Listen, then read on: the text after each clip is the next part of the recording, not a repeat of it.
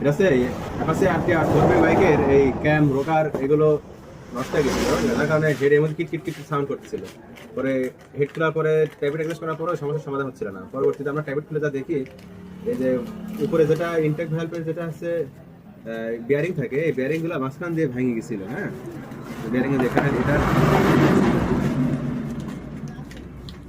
এই যে বিয়ারিং এর ভিতর করে পর্দা ভেঙে বল এই মাঝের বল ওইদিকে চলে গেছিল, যার ফলে এই বলে যে জায়গায় যেখানে থাকার কথা বল সেখানে ছিল না, বল ভিতরে ঢুকে যাওয়ার ফলে ইঞ্জিনের সাউন্ড খারাপ হচ্ছে। যত ট্যাপিট অ্যাডজাস্ট করি ট্যাপিট অ্যাডজাস্ট থাকতেছিল না, এখানে এই মাথাটাও ভেঙে যাওয়ার মতো হয়ে আছে। হ্যাঁ, যার ফলে ফোরবির সাউন্ড ট্যাপিট অ্যাডজাস্ট হতেছিল না।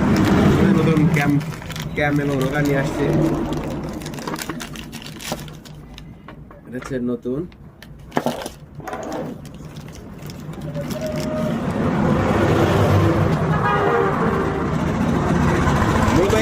এখানে যে বিয়ারিং থাকে এই বিয়ারিংটা ভেঙে গেছিল প্রথমে, তারপরে গাড়ির সাউন্ড এখন কোনোভাবে হচ্ছিল না। ট্র্যাফিক যত অ্যাডজাস্ট করা হতেছিল কিন্তু সাউন্ড এখন আসতেছিল না।